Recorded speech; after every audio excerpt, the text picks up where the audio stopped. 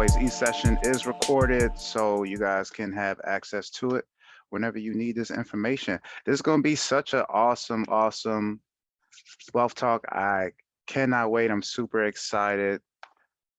Tonight we have the lovely Nada. She's here. Oh, we still have people coming in. She's here. She's going to be talking about SEO. She's going to be talking about social media marketing. She's going to be talking about all kinds of stuff.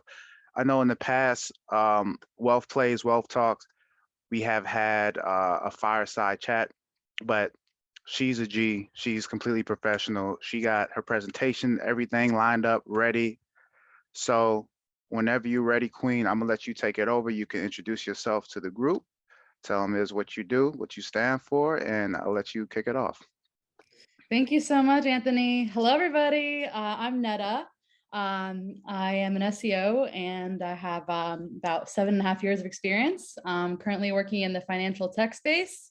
Have some experience working for financial tech before, but mostly in agency world. Also worked for an education management company, managing different clients. And so today I would love to just kind of talk to you guys about SEO specifically, but also a little bit of digital marketing because it all kind of weaves together.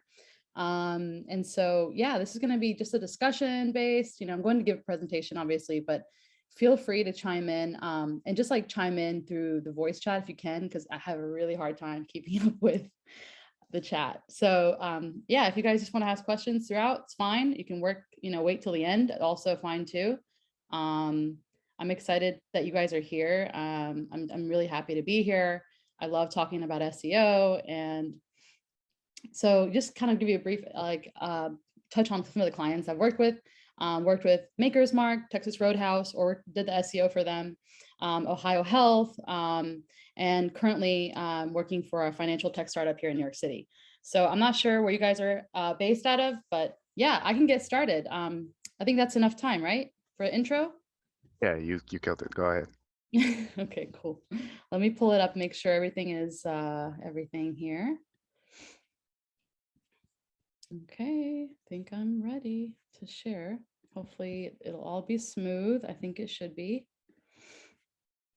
Okay. And as always, everyone, make sure and have like a notepad or something you can use to write. All right. Yeah, feel free to take some notes. All right, let's get into it. Let's put presentation mode so it's a little easier to see. Slideshow, right? Okay, great. Let's start with the beginning, right? Okay, cool. Let's get into it. So this is in this presentation, I'm going to cover a few things. I'm going to talk about the SEO origin story, the goal of SEO in search engines, the ways SEO informs content development and strategy, and tools SEOs use, factors that influence SEO. So I gave a really quick intro, but this will give you a really clear idea, about SEO and all the things that encompasses. To the right here, you'll see some of, maybe recognize some of these previous search engines from the past, blasts from the past. These are some of the earliest search engines that came out in the 90s with basically the introduction of the internet. I don't know if you guys ever remember searching on these, but I sure was on them all the time, asking all types of questions. I was really fascinated with the information that I was able to return. And so this is kind of where we started. And if you think about it, it wasn't that long ago. And we've evolved so far now to where people are primarily using Google, right? Google, Yahoo, but primarily Google, Bing as well. Let's get into it.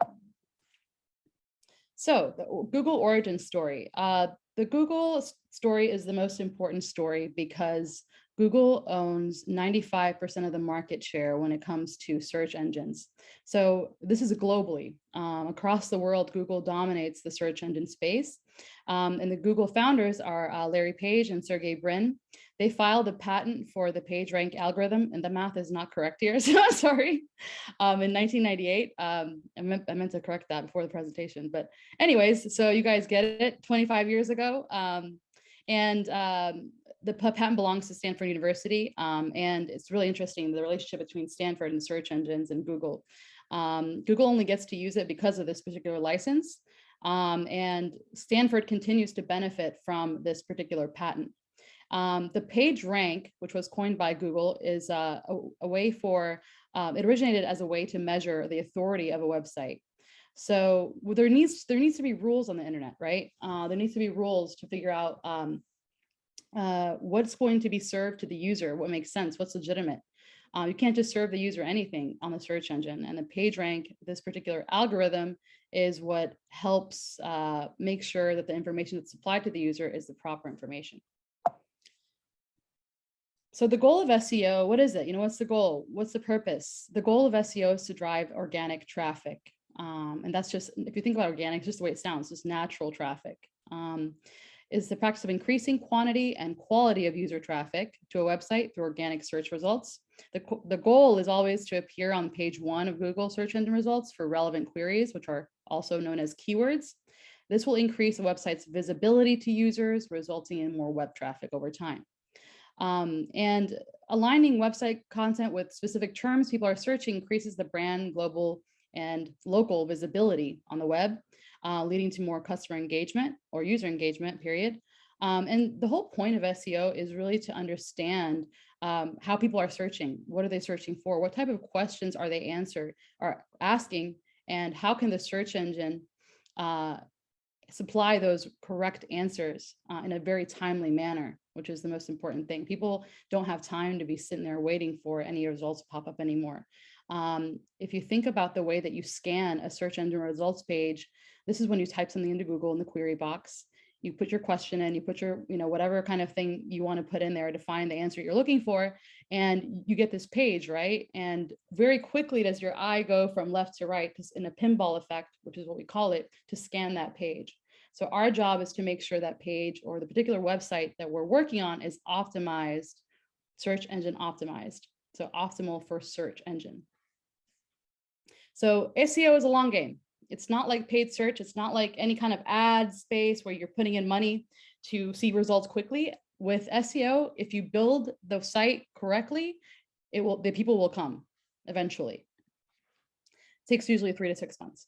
SEOs can help inform web page development. You pull in an SEO in the early planning stages of a website, in the wireframing stages, like that's ideal. You can pull in SEO really anytime. So no matter how far along you are in the process, no matter how far along you are in the social media space, wherever, it's a great time to pull in SEO really anytime. But SEOs, the reason why it's good to do it early is because we can help you inform the type of content that you need on that page. If you're thinking about developing a blog, for example, or you're thinking about, increasing your web presence via social media, what type of content do you really want to see on that space?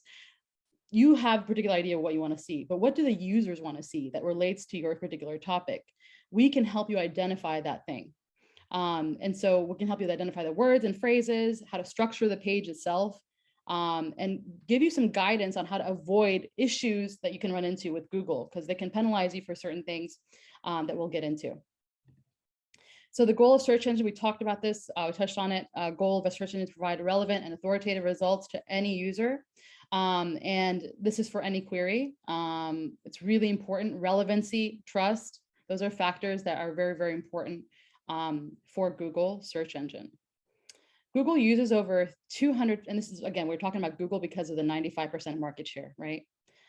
It varies between 90 and 95, but it's 95 right now.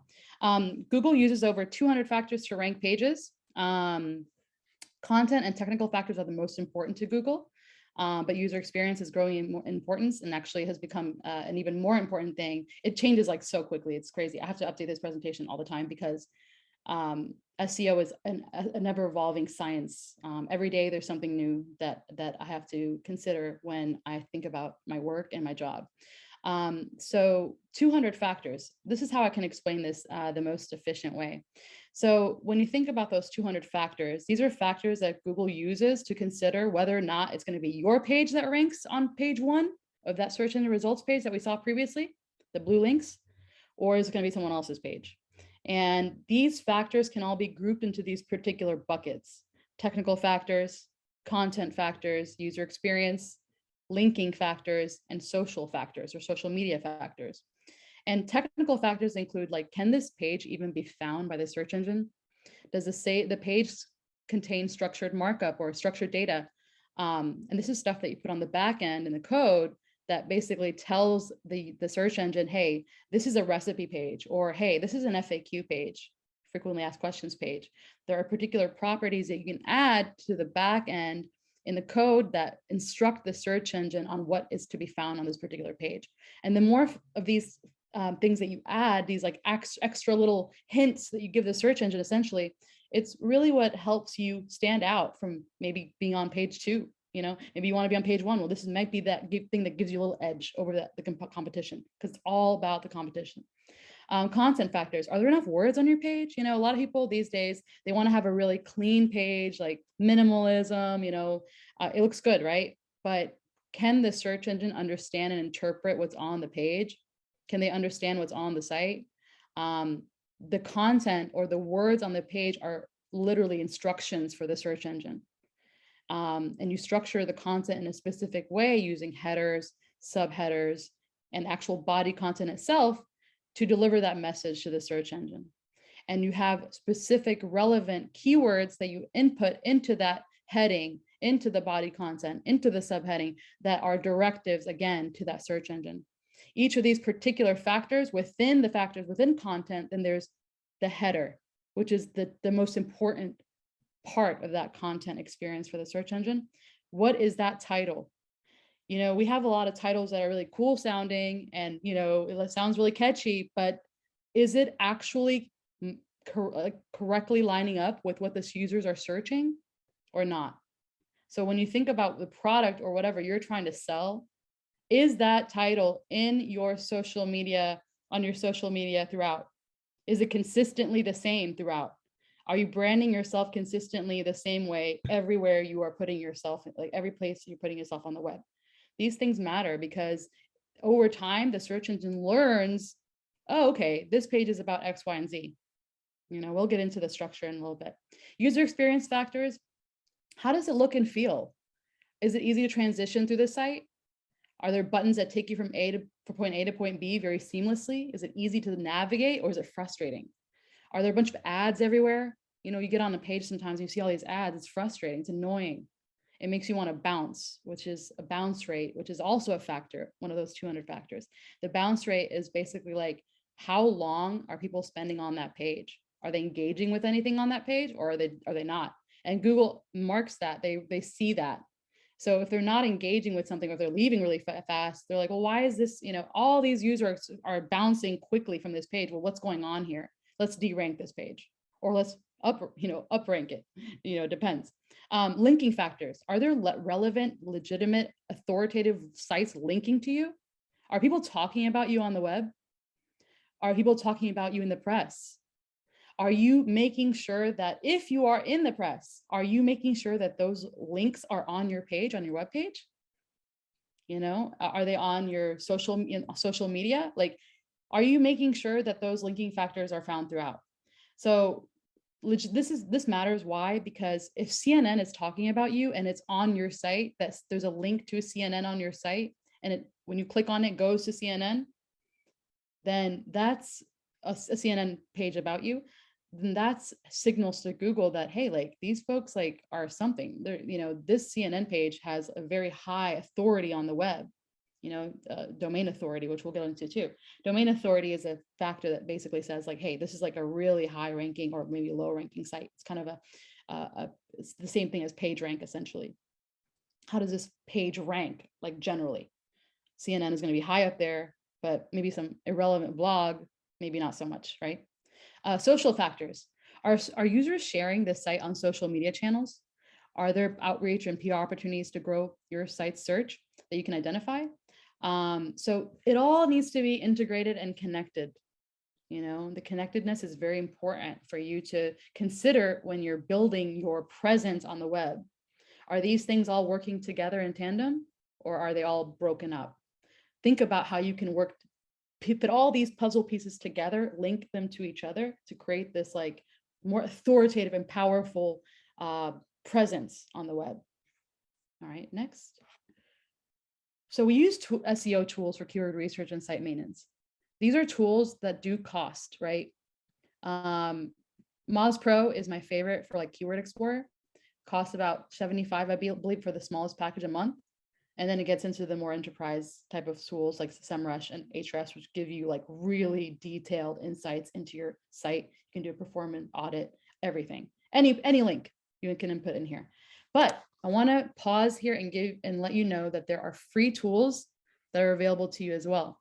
If you create a Google account, if you have a Google email account, Google Ads, there's a keyword tool within Google Ads that is extremely comprehensive, and I use that just as well. I can use that in, just in tandem with Moz Pro.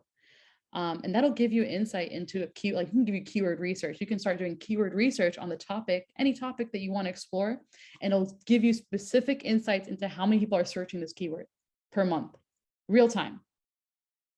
So that's really, really useful for you to know, because there could be small variations that you might not be aware of that could give you that lift that you need. So like you want to create a new title or a new brand, you want to rebrand. Well, is that brand being searched? You can search that on Google Ads in that keyword tool, and it's free to use. Google has a huge suite of tools that are completely free, including training classes and everything.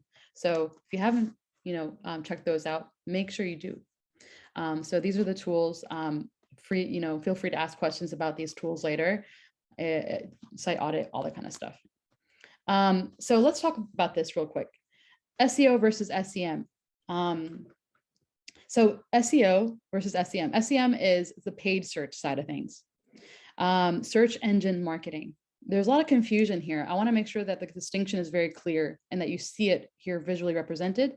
So here are two different examples, right? When you search something, there are particular things that come up on top. The first few results, maybe 2 or 3, are usually ads, and you'll see that little ad indication that's an ad in the corner. And those are things that you are paid per click, or PPC or SEM, paid search ads. And that's a different side of search. There's two sides. There's organic, which is the natural, where you just have a website and you optimize that website using content, linking factors, technical factors, and social factors that you can kind of shimmy, but on your own, using just like your skill. And then there's that paid side where you push money through Google Ads to optimize towards getting clicks, getting people to your site today. As soon as you put that ad up, you're going to get people to your site. Not like SEO, which is a long game. It takes 3 to 6 months to get people to come here. But the thing is, with SEO, I'm not saying one is better than the other. It depends on what your goals are. But with SEO, it's a long game and it's sustainable. You need to do it. You need to do it anyway. In order to appear on the web. You can put your website up. It can be the most beautiful website in the world, but are people finding it? That's what really matters. You want people to actually engage with it, right? So this is something to consider. With paid, yeah, you're able to get people to your site. If you're doing a campaign, for example, you're trying to have an event, if you have an event in town, you want people to show up. Well, a paid search ad might be a great idea for you, because you'll quickly get an injection of people and engaging with your stuff. And the goal then is to get them to convert. It's a conversion play more than anything, where a lot of times with SEO, it's also conversion play, yeah, but it's a secondary key performance indicator. Typically, the most important thing that we care about is traffic, legitimate, actually relevant traffic. These people really are actually looking for what we're trying to serve them. And the goal is that's the similar goal for search too, for SEM. So paid requires a budget. You need to pay for the clicks, immediate results, short-term benefits, and then ads disappear when the budget is gone. As soon as the money runs out, it's not on there anymore, right? So it's easier to quantify though, because you know how many people are come in. It's Google gives you a complete dashboard experience, everything. Google with organic, it takes time. You don't pay for anything. It's just skills-based, long-term benefits. Content can live on the site forever, and it's a little bit more difficult to quantify. All right, next. So it's important to appear on page 1. Why? Because 72% of searchers prefer to click on organic results versus ads. So a lot of times we don't even realize, but we're not really clicking on those ads. We don't trust it. People prefer to see the organic results than the ad. They would rather click on those. They'll skip over those or those PPC ads a lot of the times. So a lot of people do stay on the first page. They rarely even go to the second page, unless you're really going through a deep dive, trying to really understand a specific topic. You're really not going to page 4. Let's be honest, right? Not very often. So that's why it's so important. That's why we get hired for this job, because people want us to appear on page one, right? And Google's getting more savvy. There's all kinds of stuff popping up on the search page now. It's getting a little bit more, even more challenging to occupy that real estate, that ideal real estate page in that beginning, by the top of the fold, the top of that section. Ads are becoming more prevalent. You see sometimes 4 or 5 ads just because Google's trying to make money, just like everybody else.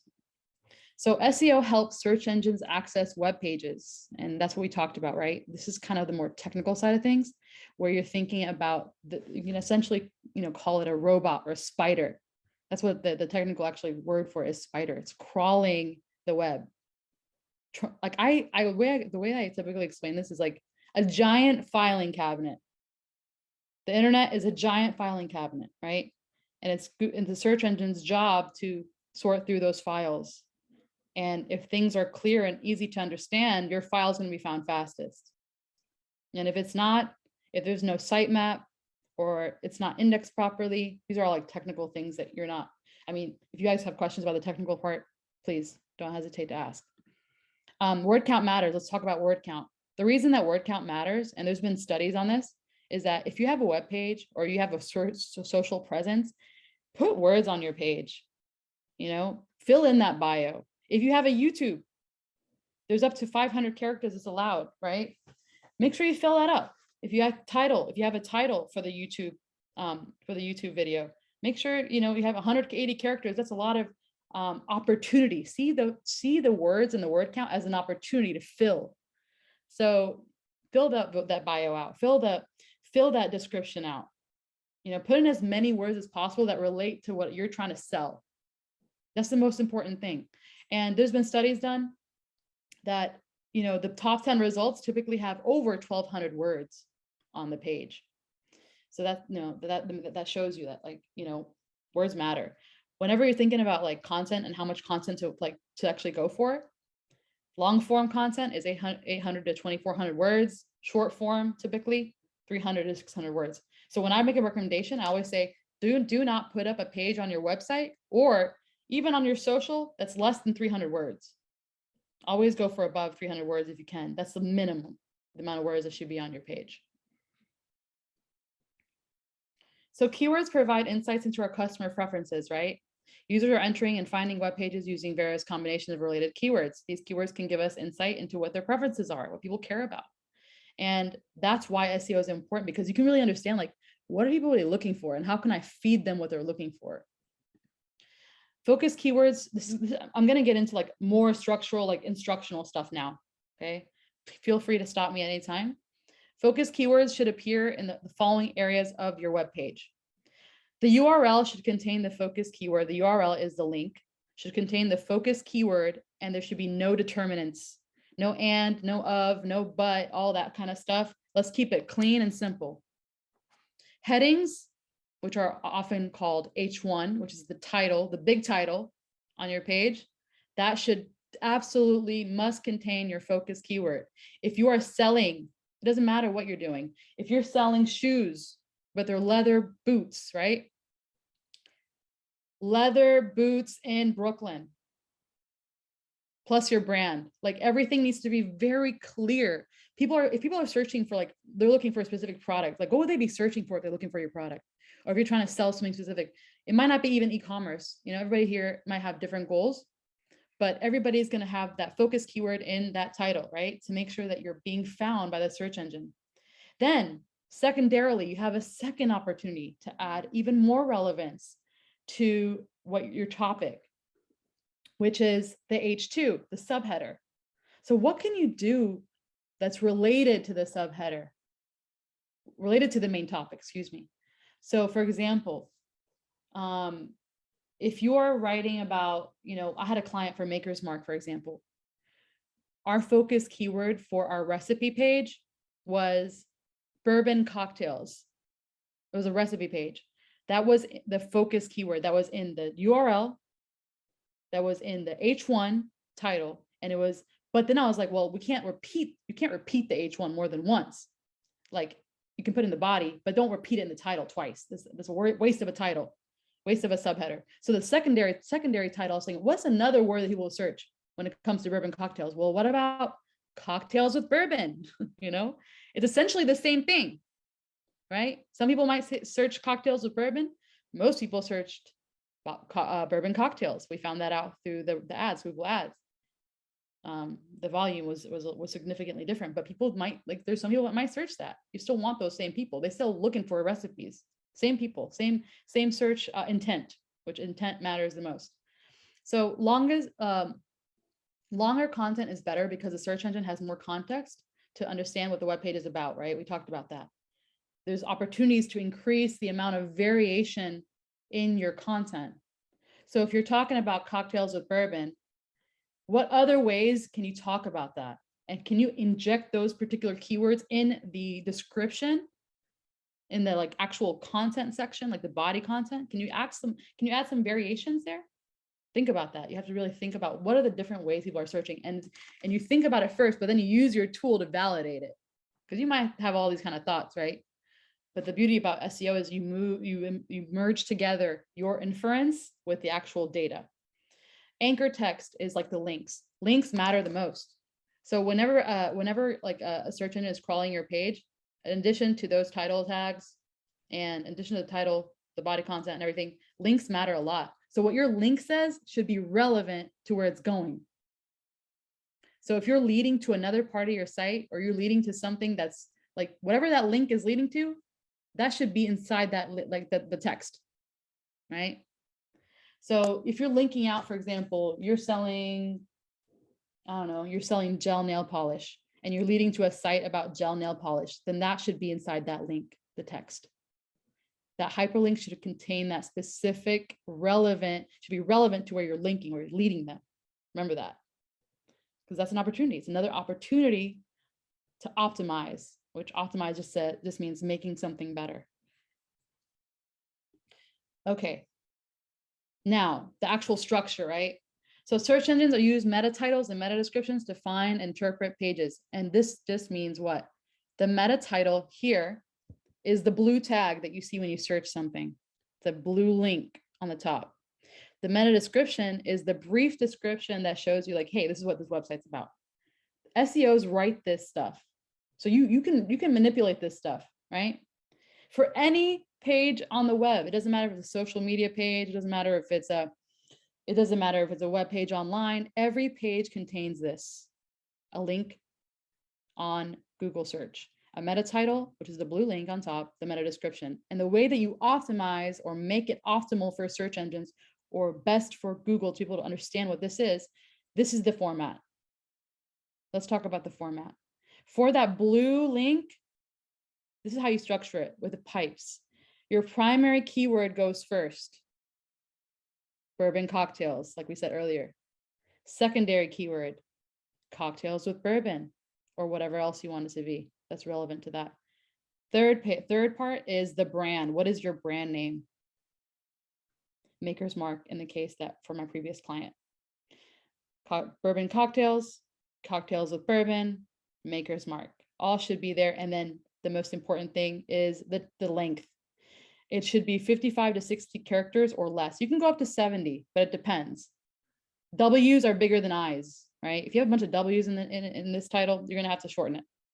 But you just have to think about the pixel size. Like when a W is huge, an I is really skinny, right? Because you don't want it to run off. Don't get too crazy about hung up on this stuff, but 55 to 60 characters is the ideal and safe length. Otherwise, Google's gonna cut you off. It's gonna cut off or truncate that title. Meta description length, 155 to 160 characters or less, right?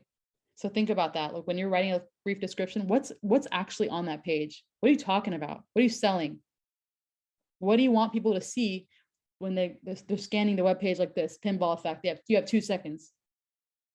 You have less than a second to convince them to click on you. How are you going to convince them? You convince them by giving them very specific details about what's on your page.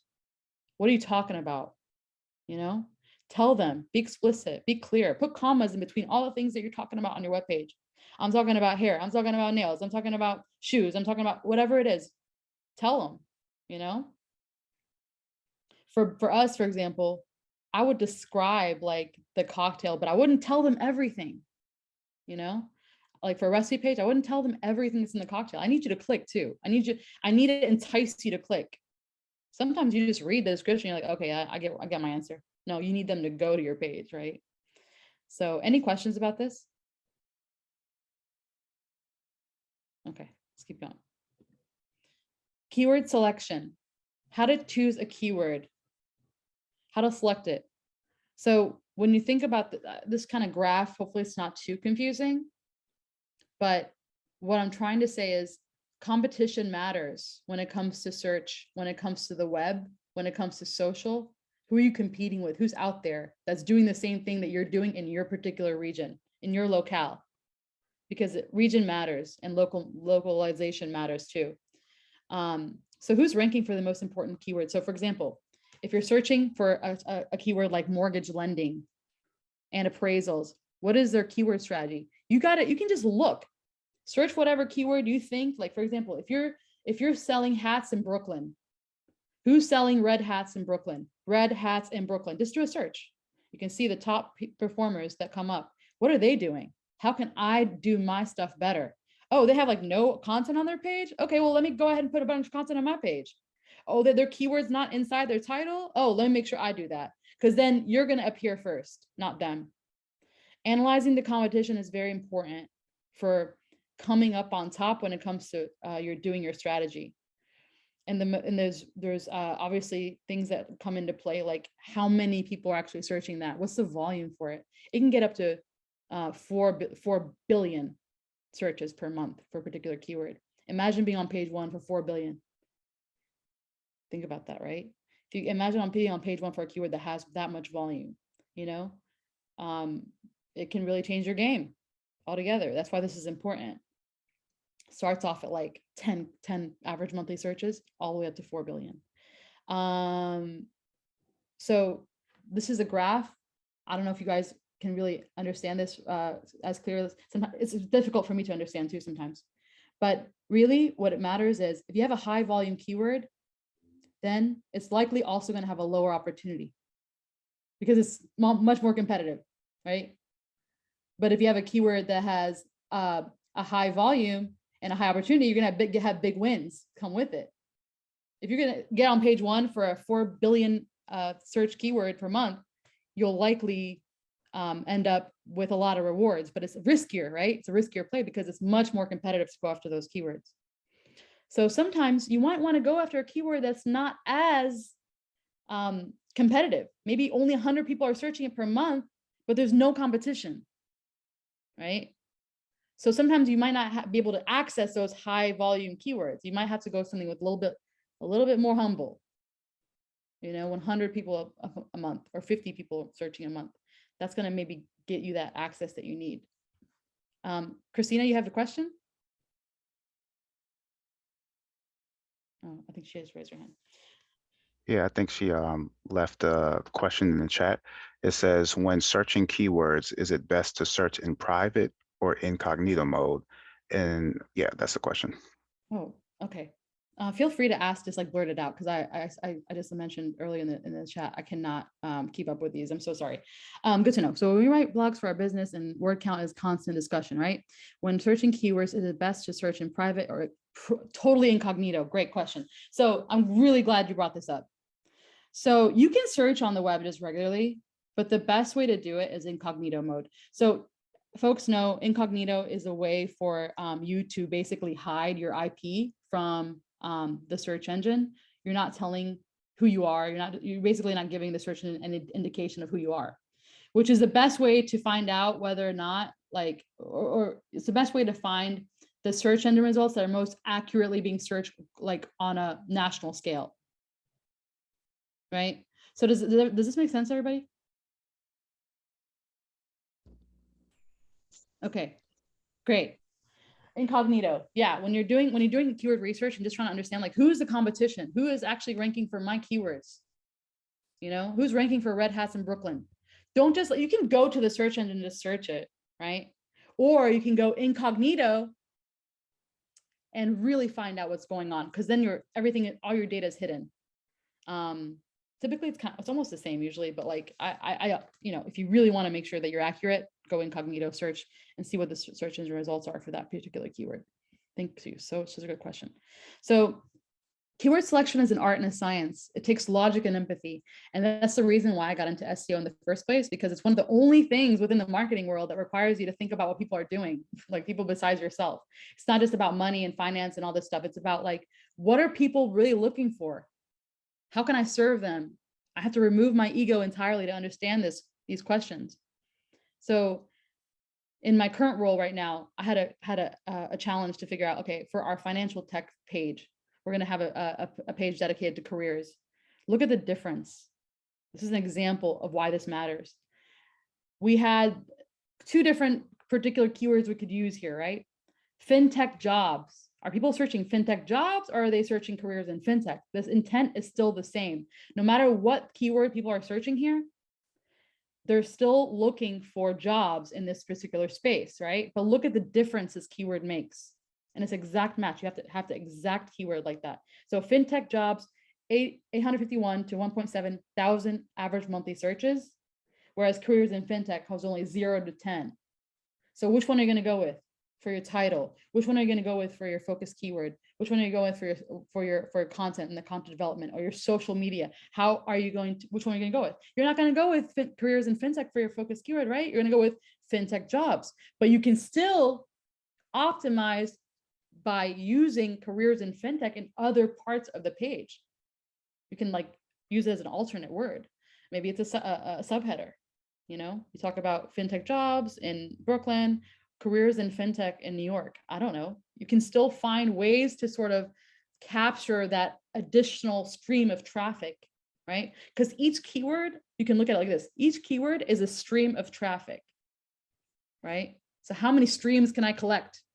Can I build together to make sure that I'm getting as much out of this as possible? Optimizing, that's what that means. And this particular screenshot is taken from a tool called Moz Pro I told you guys earlier about. It's the cost is for the smallest package is $75 a month, I believe. It might have gone up, but it's always going up. But anyways, you can use the same stuff. You can apply the same logic and do the same research using the free tool, Google Ads. Okay, when it comes to SEO, authority takes precedence. I'm going to go on for about 4 more minutes. When it comes to SEO, authority takes precedence. Links to our site are viewed as votes. We talked about this earlier a little bit, but all links that lead back to your site are votes of confidence for the search engine.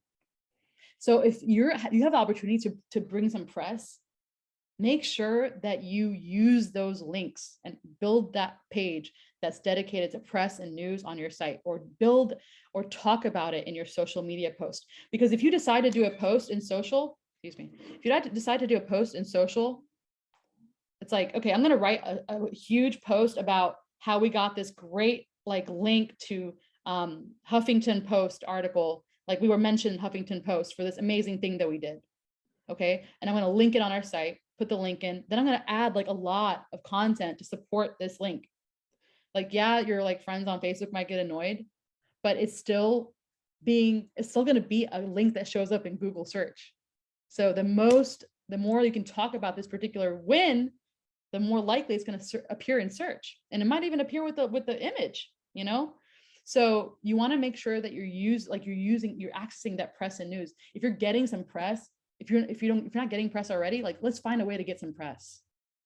Let's connect with these people. You can go find people to connect with. They might not answer you, but like you have to knock. You have to keep on knocking on doors. People might not answer the first 50 times, but they might the 51st.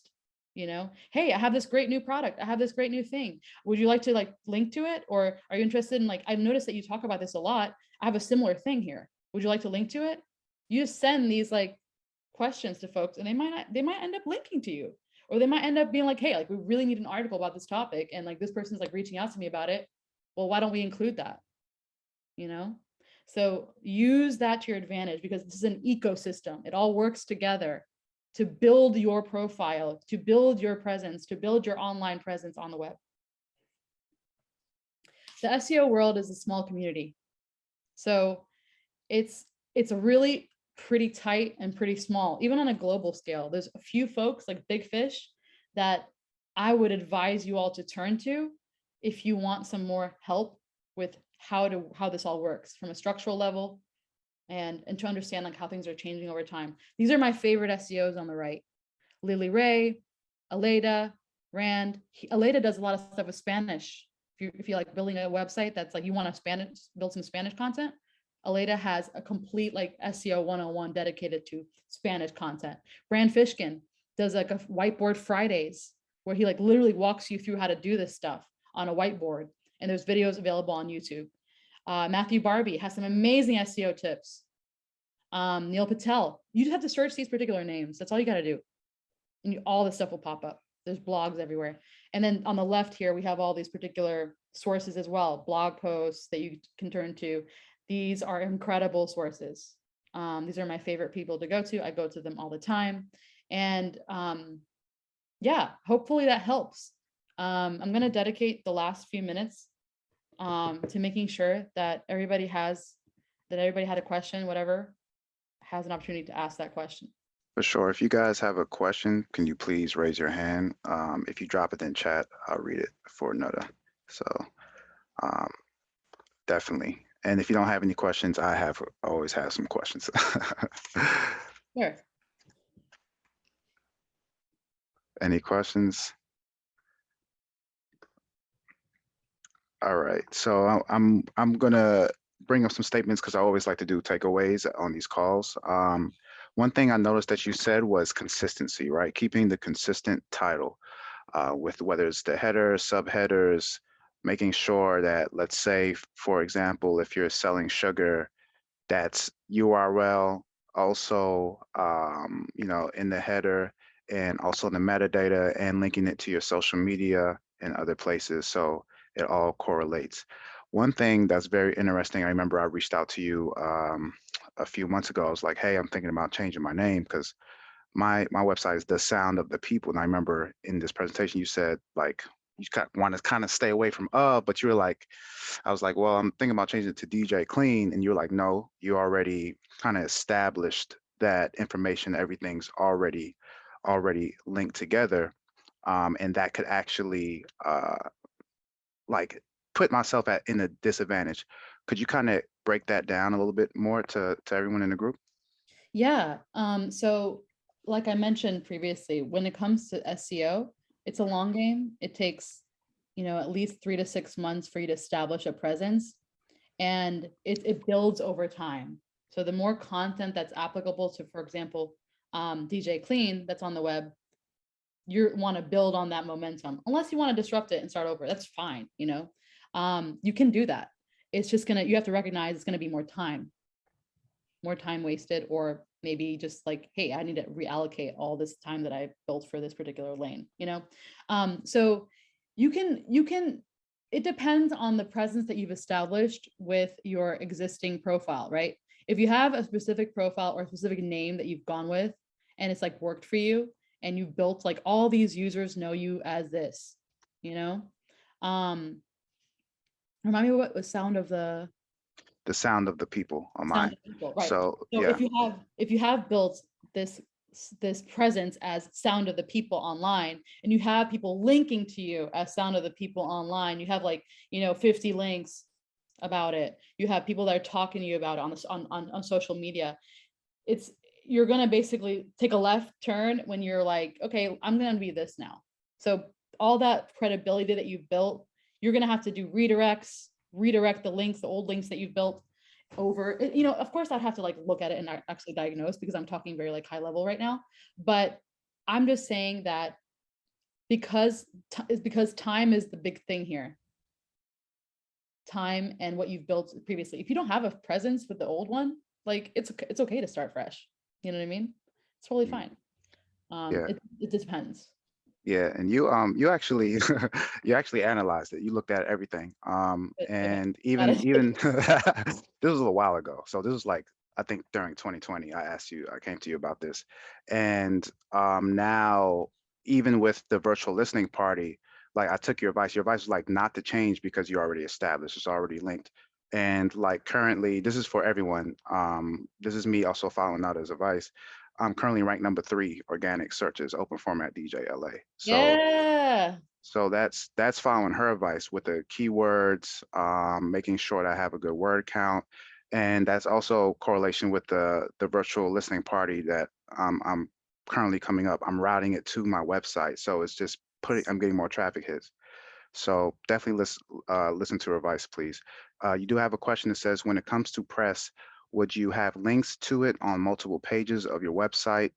On the, for example, on the press page, on a blog, on the home page, or does that not matter? Great question. I think what ideally, if you can build a page dedicated to press and news, then do that. Because when I mentioned those ranking factors earlier, there are ranking factors that Google looks at and prioritizes over others. That URL is the first and most important one. Then goes the header, the title. That URL is the destination. It's like what is in that URL matters so much and needs to be clean and clear. So the reason I always suggest press and news, because some people search for press and some people search for news. And so if you have the sound of the people / press and news, it's very clear to the search engine, hey, this page is about press and news. It's very clear and direct. If you don't have a press and news page, you don't feel like building one, okay, that's fine. You can add those links to other party website. That's fine and good. That's totally fine. But if you want to get even more optimal, because it always is about making something better, create a more optimal experience for the search engine and for the user, because it's nice for the user too. Oh, okay, this page is about press and news. It's very clear to the user, and you house all those links in there. Then that's the most ideal state. But feel free to put them throughout your website too. Absolutely, that's fine. Or your social media. Awesome, awesome. Are there any questions? Anyone wants to? You can raise your hand. Oh, can I? How you doing? Good. Hello. Good, good. I got a quick question. I get about 300 visitors per month to my website, and it says that if I wanted to add search engine optimization, which I thought I already had, it would be $20 a month. Is that a standard price or thing, or what do you think about it? Because as you're speaking, pull everything up and look at it. But does that make sense? Is that something I should look into? And should I expect my traffic to double or triple, or how do I? Quantify it, right? Well, Yeah. what is your what's the web page builder that you're using? It's a website builder through GoDaddy. GoDaddy, huh? Okay. So usually with GoDaddy, isn't GoDaddy hooked up to something else? Or are you just directly going through GoDaddy? Direct. Interesting. Okay.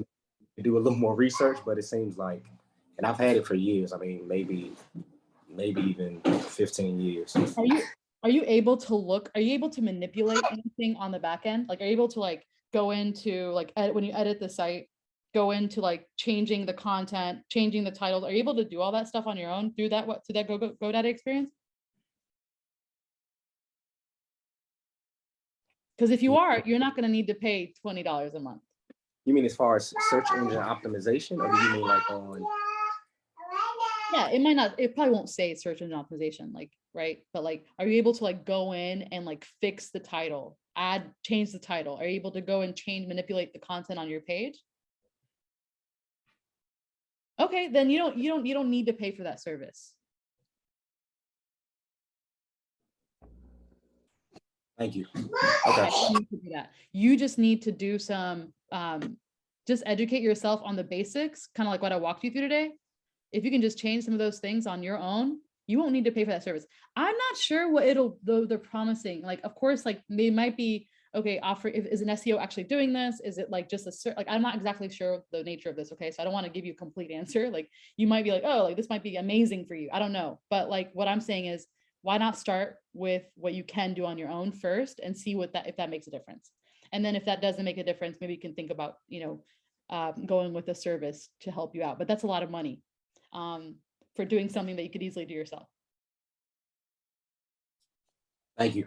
Yeah, of course. For sure, for sure. Are there any other questions? And then also, as a resource for my website, I use Wix, and Wix has a free SEO analyzer in case anybody wants to just search your own website. I do have one last quick question.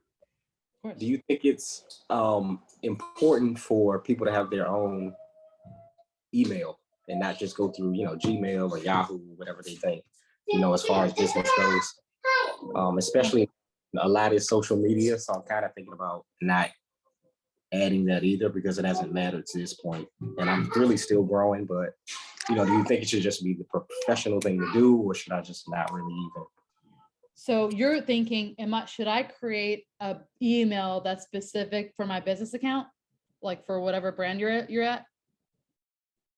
Like actually have a form on your page, or like how are you thinking about this? Because I think everybody should have a contact, and your contact email should be present on your website. If that's what you mean. I'm just asking because I'm typically using, my name at Gmail just to do. It's really the business name at Gmail, and that's okay. Yeah, that's fine. It doesn't matter what your email name is. That's not relevant for search because that's not public, like searchable information. Like sure, it might be, right? But like that's more old school. People will typically go to your website first. If they want to get in contact with you, they'll find your email, right? But you have to have it present somewhere. Like if it's on your contact page, like make sure you have it underneath your social icon, like somewhere, right? But you don't need to like put in the effort of creating just like a whole new email. Unless you are an email service, right? Like then you want to be sound to the people at gmail.com, right? It depends. But from what I'm getting from you is like, I think that you want people to get in contact with you, yeah, hopefully that's a complete answer. No, I mean, that's a great answer. Thank you. I mean, Sure. that was viable, so that's what I was going for. Perfect. Awesome. So we have a question in the chat. It says, what beginner-friendly tools do you recommend using to learn more about SEO? Yes. So I think that the most friendly tool is literally your search engine, Google.com. I know this like sounds really obvious, but like when you are trying to understand SEO, the best way to understand it is to analyze what people in your space are doing. So if you, for example, so I was talking to you guys about bourbon cocktails, right? So one of the first things I do before I even touch any of the tools is I'll input the keyword, like Christina mentioned, incognito, preferably. I'll input the keyword in Google search, bourbon cocktails, and then I'll look at those first few results. And I'll look at those first, like at least top of the fold, which is the top part of the page, top five results, because there's usually 11. I'll look at top 5 and I'll look at like, what are they doing? How are they optimizing? What keywords are they using? I'll open up every single page and see what they're doing. How are they writing their content? Is there a lot of content on the page? What keywords are they using? Are they even doing any SEO? You can tell if there's like specific keywords that you find plugged in throughout, like you're thinking like they're actually optimizing for SEO. But that's the first step. When you're actually thinking about like, okay, I want to get into like the next step, actually using some tools. Google Ads has a keyword planner tool that you can use that's completely free. And that'll give you that information that you need about like how much volume is associated with keyword volume, is meaning traffic is associated with each keyword. That's the information that you'll get, and it's free. And it's really, really, really comprehensive because it's directly related to Google search tool, like Google search engine. So it'll give you like real-time data about like even month to month, like in July, what was the keyword volume then? What is the keyword volume now? Does it change by season? That's the best tool to use for that. So if you're thinking like, okay, I have a business that like is really profitable in the summer, right? And you see in the summer it has like 100,000 average monthly searches, but in the winter you only get like 6,000. Maybe I need to start doing more advertising in this particular season. It can give you like additional insights about like, when are people even caring about this? Does it slow down at any time? You can also use another tool to understand seasonality and understand trends about your particular topic. Google Trends. Google Suite Tools is the best place to start for SEO. Googletrends.com. That's where you find that information. I believe it is googletrends.com. Make sure if you want to validate that, just go to Google Trends, search in the search engine, it'll come up. But that'll give you that like seasonality stuff too. Like, does this matter? When does it matter? When is the best time for me to serve these ads? When is the best time for me to push my content? When is the best time for me to talk about this on social? You know, you can search particular topics that give you that seasonal impact. It'll give you a graph that shows you like winter. Oh, nobody talks about this crap. Oh, summer, it goes up. Spring, it goes down again. Like, it'll tell you exactly when it's relevant. So start with the Google Suite Tools. And then I would go, if you want to pay the money and you're like actually running a business, I would start with Moz, because it gives you not only the keyword volume, but an edge. It gives you the opportunity to rank, which is called, they label it as organic, which is that middle number that I discussed earlier when I showed you guys the slides. The middle number here, or excuse me, on the right, which is the middle number. I cut off the last part, but the middle number, it gives you like, this is 100% opportunity, which means, which organic CTR basically is opportunity. So 100 means if I develop content about this keyword, I'm going to rank on page 1. It's a 100% chance, essentially. And you want that number to be as high as possible. If I go with 64, I might not rank for it. A lot of competition. Anyways, so Moz Pro, great tool as well, if you want to get started. Yes, we have another question. What do you look for when you are searching for a company or someone who provide SEO services? What I look for, it's tough, right? Because, you know, if you're not as an experienced SEO, then it's tough to really understand whether someone's just like a snake oil salesman, because there's a lot of those in the SEO world. People that tell you that we're going to promise this. You look for somebody who's honest. The way you can determine whether or not somebody's going to do the job right is they're not selling you big, lofty things. They're not telling you, we're going to get you on page 1 in 2 weeks. We're going to get you on page 1 in 1 month. Like, look for what they've done in the past. What are their results in the past? And if they haven't shown you any, make them show them to you. Show me on the website. Show me what website you worked on. Show me the client. Show me the year-over-year growth.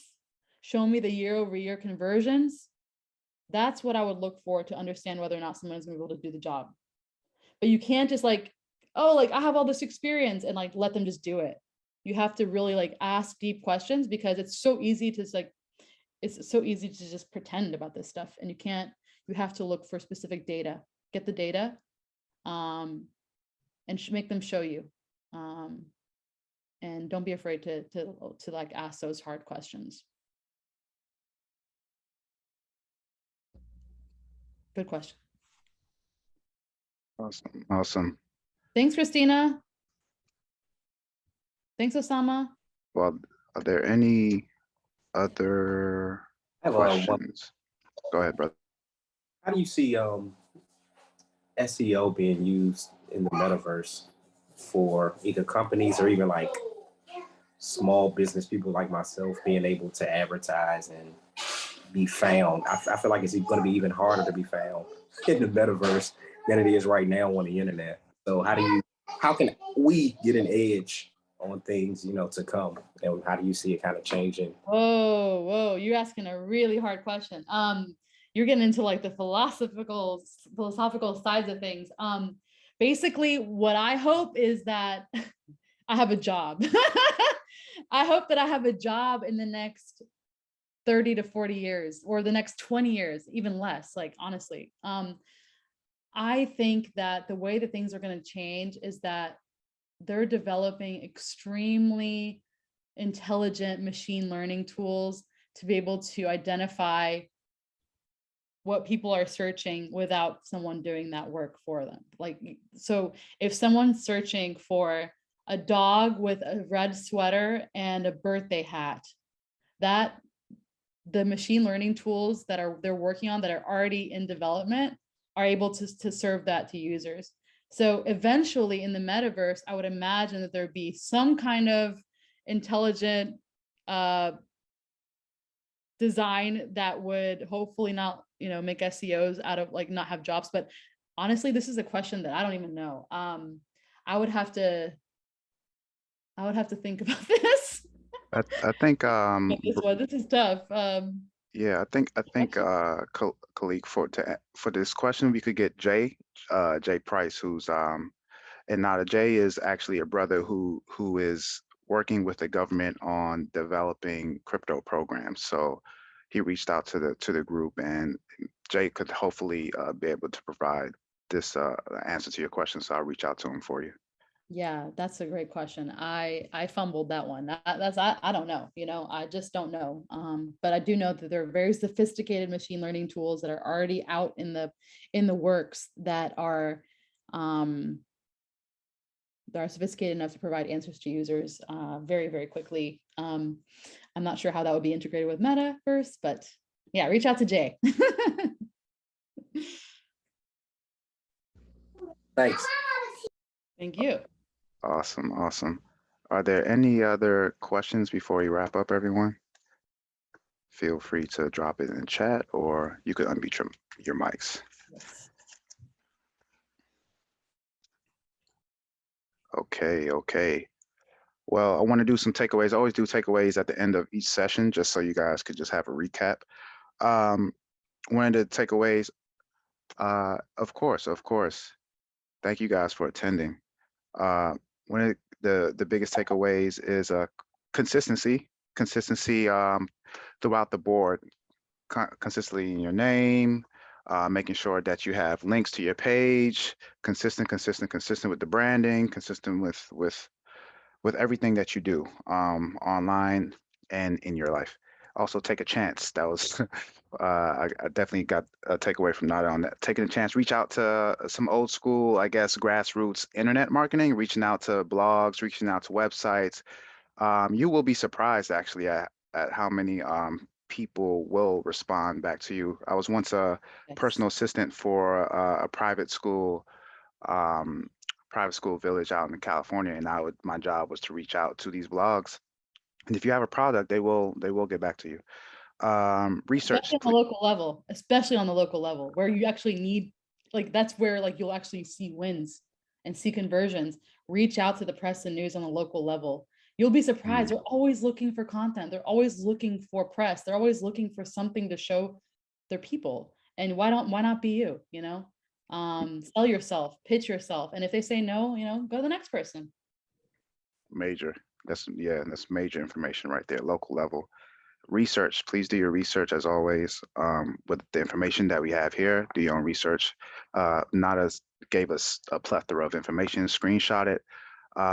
Is it possible if you could just send me these links just on a form or something? I'll share it with the group. Happy to.